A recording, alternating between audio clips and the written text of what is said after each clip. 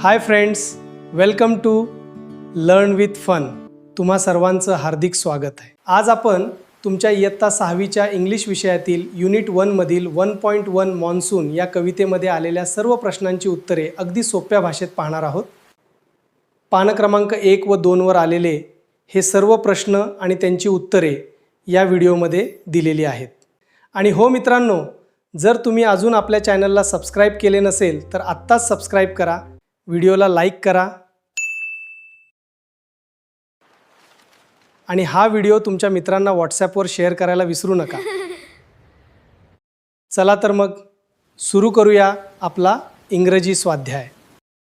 हा आहे आपला प्रश्न A. Name the 5 seasons of India and tell 1 feature of each. म्हणजे काय?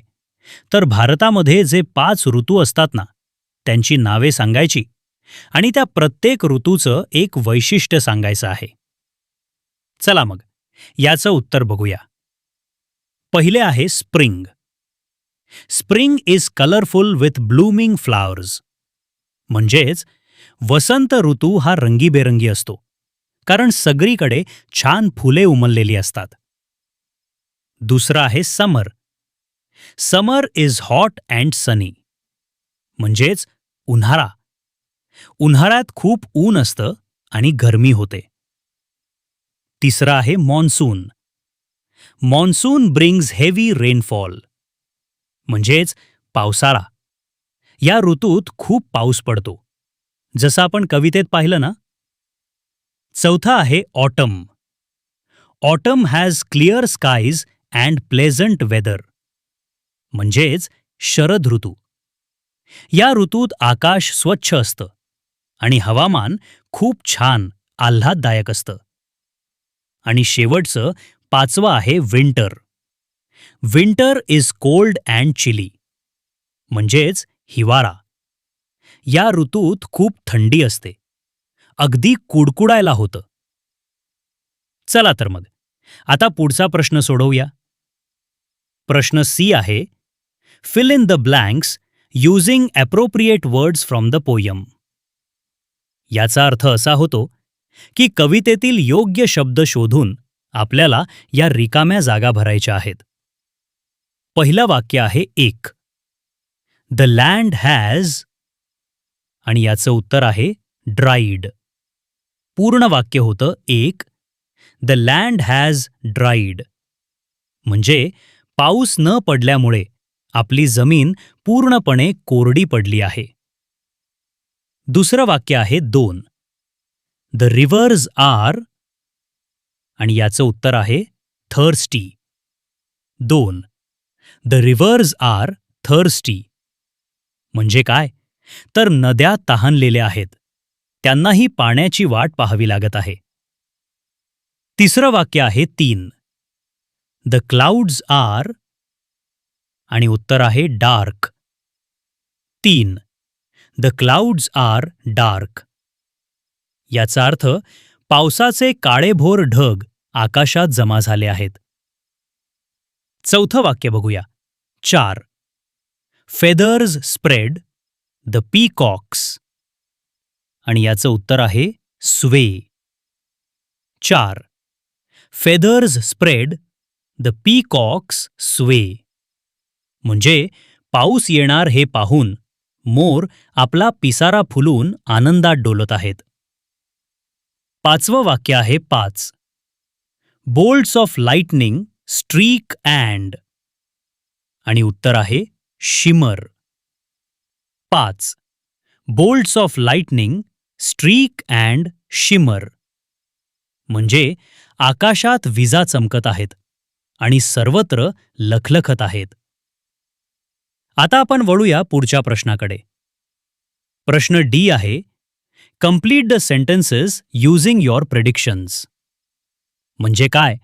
तर तुमचा स्वतःचा अंदाज वापरून तुम्हाला ही अपूर्ण वाक्ये पूर्ण करायची आहेत. यातलं पहिलं वाक्य आहे 1. If it does not rain then, आणि याचं उत्तर आहे the land will remain dry. पूर्ण वाक्य तयार होतं 1. If it does not rain then the land will remain dry. याचा अर्थ असा की जर पाऊस पडलाच नाही तर जमीन तशीच कोरडी आणि तहानलेली राहील. आता दुसरं वाक्य पाहूया. 2. If it rains continuously then, आणि याचं उत्तर आहे then the land will remain soaked. पूर्ण वाक्य होईल 2. If it rains continuously then the land will remain soaked. म्हणजे काय, तर जर पाऊस सतत आणि एकसारखा पडत राहिला तर जमीन पूर्णपणे पाण्याने भिजून जाईल. चला तर मग आता पुढचा प्रश्न सोडवूया. प्रश्न ई आहे, find and write the words from the poem that rhyme with. म्हणजे काय, तर कवितेतून आपल्याला यमक जुळणारे शब्द शोधून लिहायचे आहेत. यातला पहिला शब्द आहे बार्क, आणि याचं उत्तर आहे लार्क. दुसरा शब्द आहे वंडर, आणि याचं उत्तर आहे थंडर. तिसरा शब्द बघूया, मेरी, आणि याचं उत्तर आहे चिअरी. आणि चौथा शब्द आहे यार्ड, आणि याचं उत्तर आहे हार्ड. हे सर्व उच्चारायला सारखे वाटणारे म्हणजे यमक जुळणारे शब्द आहेत. आता आपण वळूया पुढच्या प्रश्नाकडे. प्रश्न एफ आहे, read the poem and complete the given table. याचा अर्थ असा होतो की कविता वाचा आणि समानार्थी शब्दांच्या योग्य जोड्या लावून दिलेला तक्ता पूर्ण करा. यातला पहिला शब्द आहे थंडर, आणि याचं उत्तर आहे रोर. थंडर आणि रोर म्हणजे काय, तर पावसाच्या आधी आकाशात ढगांचा जो मोठा गडगडाट होतो ना, त्याला हे शब्द वापरलेत. दुसरा शब्द आहे होज्ड, आणि याचं उत्तर आहे स्प्रेड. होज्ड आणि स्प्रेड म्हणजे जोरानं पाणी उडणं किंवा फवारणे, जशा पावसानं नद्या भरून वाहतात तसं. तिसरा शब्द आहे बोल्ट, आणि याचं उत्तर आहे फ्लॅश. बोल्ट आणि फ्लॅश म्हणजे ढगांमध्ये अचानक लख्ख वीज चमकणं. चौथा शब्द बघूया, ब्राईट अँड चेअरफुल, आणि याचं उत्तर आहे हॅप्पी.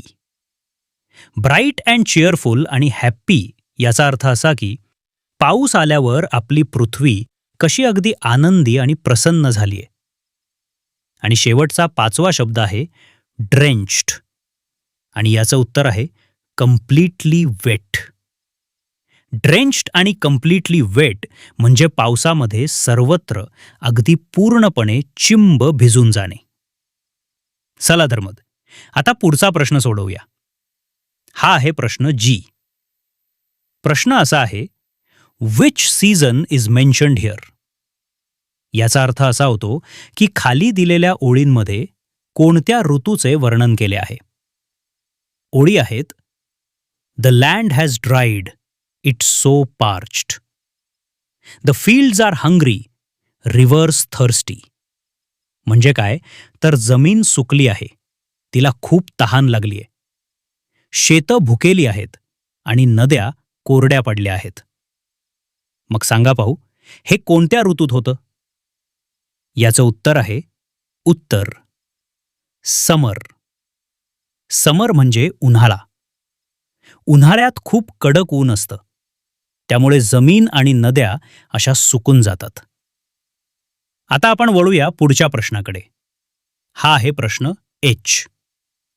प्रश्न आहे, read, think and complete the following. म्हणजेच वाचा, विचार करा आणि खालील तक्ता पूर्ण करा. या तक्त्यामध्ये आपल्याला पावसाळ्यापूर्वीची आणि पावसानंतरची स्थिती सांगायची आहे. यातला पहिला शब्द आहे स्काय, म्हणजे आकाश. पावसाळ्यापूर्वी आकाशाची स्थिती कशी असते? व्हिडिओ आवडला असेल तर लाईक या बटनावर क्लिक करा, चॅनलला सबस्क्राईब करा आणि तुमच्या मित्रमैत्रिणीला हा व्हिडिओ शेअर करा. कॉमेंट बॉक्समध्ये तुमचे नाव व गावाचे नाव कॉमेंट करा. याचं उत्तर आहे the sun is shining very hard, म्हणजे सूर्य खूप कडक तापत असतो आणि ऊन असतं. आणि पावसानंतर आकाशाची स्थिती काय होते? तर उत्तर आहे डार्क अँड क्लाउडी, म्हणजे आकाशात काळेभोर ढग जमा होतात. दुसरा शब्द आहे लँड, म्हणजे जमीन. पावसाळ्यापूर्वी जमीन कशी असते? याचं उत्तर आहे ड्राय अँड पार्च्ड, म्हणजे जमीन पूर्णपणे कोरडी आणि तहानलेली असते. आणि पाऊस आल्यावर ती कशी होते? याचं उत्तर आहे वेट अँड सोक्ड, म्हणजे पावसामुळे जमीन अगदी पूर्णपणे ओली आणि चिंब भिजलेली असते. आता तिसरा शब्द बघूया, अर्थ, म्हणजे आपली पृथ्वी. पावसाळ्यापूर्वी अर्थची स्थिती काय असते? याचं उत्तर आहे दी अर्थ इज हँग्री, थर्स्टी, म्हणजे पृथ्वी पाण्याची वाट पाहत असते. ती भुकेली आणि तहानलेली असते. आणि पाऊस पडल्यानंतर तिची स्थिती काय असते? तर याचं उत्तर आहे दी अर्थ इज हॅप्पी अँड चिअरी, म्हणजे पाऊस पडल्यावर आपली सगळी पृथ्वी कशी हिरवीगार आणि आनंदी होऊन जाते.